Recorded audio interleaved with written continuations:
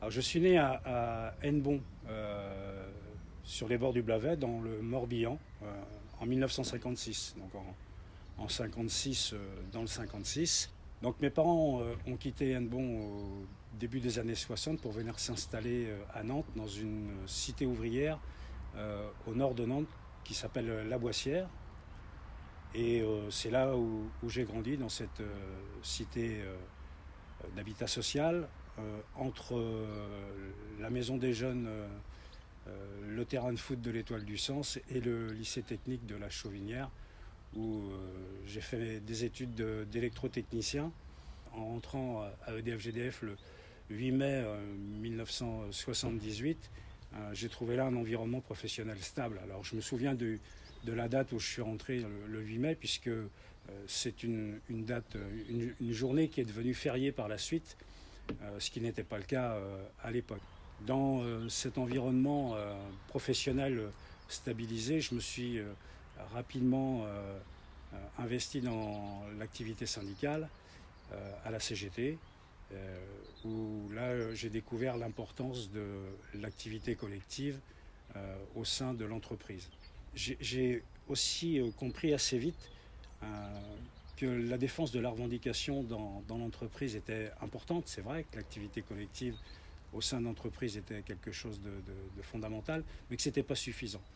Donc j'ai donné un prolongement à mon engagement syndical par un engagement politique, et fin des années 70, début des années 80, j'ai adhéré à la Ligue communiste révolutionnaire, la LCR, jusqu'au congrès de dissolution, puisqu'on a dissous la Ligue, comme on l'appelait à l'époque, pour créer le NPA que j'ai quitté quelques années après, avec la tendance gauche anticapitaliste, pour rejoindre d'autres organisations comme l'Alternative Rouge et Verte, la Rêve, et puis la Phase de Clémentine Autain, qui étaient déjà fédérées et qui travaillaient déjà sur une posture plus large, plus unitaire, et avec la volonté de construire un collectif, ce qu'on a fait quelques années après en créant l'organisation politique Ensemble.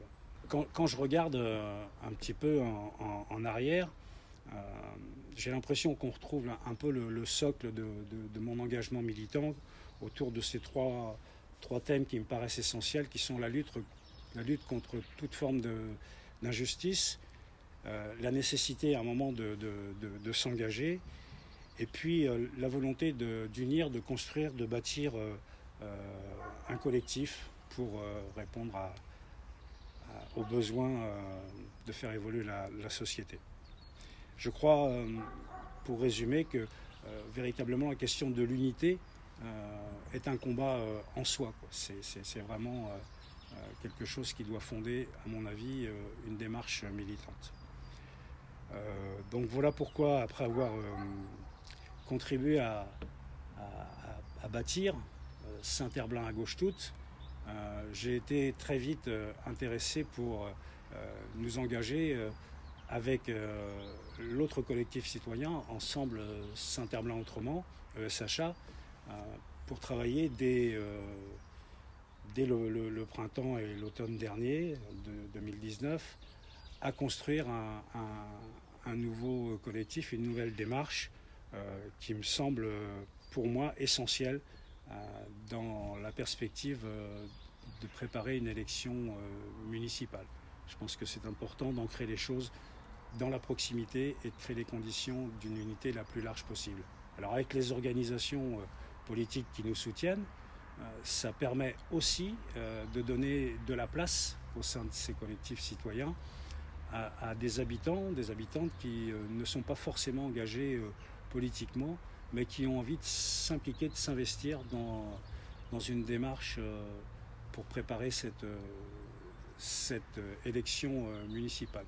Si effectivement l'unité est quelque chose pour moi de très important et est un combat en soi, il y a un deuxième axe qui me semble fondamental pour l'activité politique qui doit être la nôtre dans le cadre où nous sommes sur le terrain de la commune, ou plus largement celui du département ou de la région, mais dans la proximité géographique des individus, c'est celui de la question de la démocratie. Je crois que véritablement, cette question de la démocratie de proximité, ancrée au plus près de la vie des habitantes et des habitants, est quelque chose de fondamental. Et c'est aussi fondamental dans un collectif citoyen comme nous, on souhaite le créer, puisque de fait, c'est pas une organisation homogène.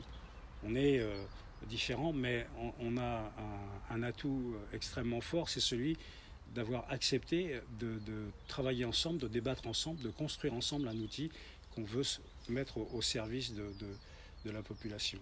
Alors c'est véritablement une faiblesse de penser que les gens dans une même démarche ne sont pas tous pareils, mais je crois que c'est surtout une force extraordinaire si dans la démarche il y a cet engagement de sincérité, d'honnêteté, de respect de l'autre. Ça peut être une force fantastique pour la liste Saint-Herblain en commun. On mesure bien que si effectivement on est en capacité de dépasser cette faiblesse théorique supposée, on aura une capacité d'ouverture phénoménale par rapport à l'ensemble des habitants de la commune. C'est moi ce que je souhaite qu'on réussisse pour Saint-Herblain en commun. Ça veut bien dire ce que ça veut dire.